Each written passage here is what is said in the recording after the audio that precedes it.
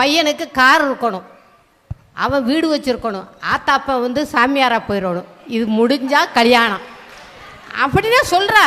நான் வந்து 3 நாள் இப்போ எனக்கு முடியலை, கல்யாணம் பேசலை. நான் கல்யாணம் நிறைய பேசியிருக்கேன். ஆனால் பொண்ணு வீட்டுக்கார சொல்கிறது நீங்கள் கழுத்தீர் கட்டுவீங்களா, நீங்கள் வைர நகை போடுவீங்களா? அப்போ அவன் சம்பாதிக்கிறது பூரா எல்லாம் ரெடி பண்ணி அவன் 40,000 50,000 சம்பாரித்தாலும் பத்தலை. 1,50,000 2 லட்சம் சம்பாரிச்சா தான் பத்துது. என்ன பண்ண முடியும்? பொண்ணை பெற்றவளை எடுத்தால் அந்த கல்யாணமே நிற்கிது. மாப்பிள்ளையை பெற்றவு எப்படியாவது கல்யாணம் பண்ணிடணும்.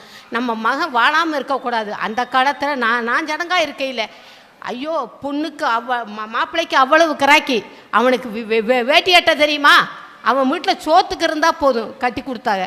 ஆனால் இன்றைக்கி பொம்பளையை பெற்றவோ பொம்பளையெல்லாம் அப்படி பிள்ளையெல்லாம் அப்படித்தான் சொல்லுது. என் புருஷன் இன்றைக்கி ₹1,00,000 சம்பாதிக்கிறானா?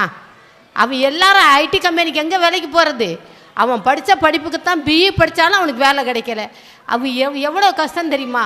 அப்படியே இப்போ எங்கள் ஊரில் 3 பசங்க இருக்காங்க, எல்லோரும் 45 வயசாச்சு. அவ்வளோ பேர் துபாய் அங்கே போயிருக்கேன். அவன் சொல்கிறான், ஆச்சு நான் வீடு கட்டினேன். ஏன்டா இவ்வளோ நாளாக கல்யாணம் பண்ணலைங்கிறேன். ஆச்சு நான் வீடு கட்டினேன், கார் வாங்கினேன், எல்லாம் பண்ணேன். ஆனால் கல்யாணங்கிறத மறந்துட்டியாடா. வேறு என்ன மனசுக்கு வேதனையாக இருக்குது. ஆனால் வந்து நீங்கள் தயவு செஞ்சு பொண்ணு வீட்டுக்கார ஒரு 40,000 சம்பாதிக்க பொண்ணு காட்டினா இப்போ வாழாதா அந்த பொண்ணு?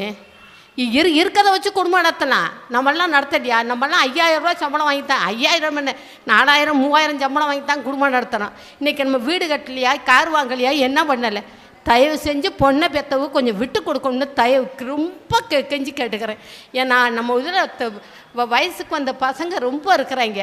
அதனால தான் மாற்று திருமணம் நடக்கிறதுக்கு காரணமே.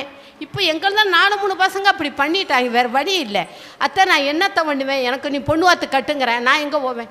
பொண்ணே கிடைக்கல. அவன் வந்து தாராளமாக மற்ற சாதியில் பொண்ணு கட்டுறேன். என்னம்மா நீங்கள் பெரிய மனசு பண்ணி பொண்ணை பெற்றவ கொஞ்சம் விட்டு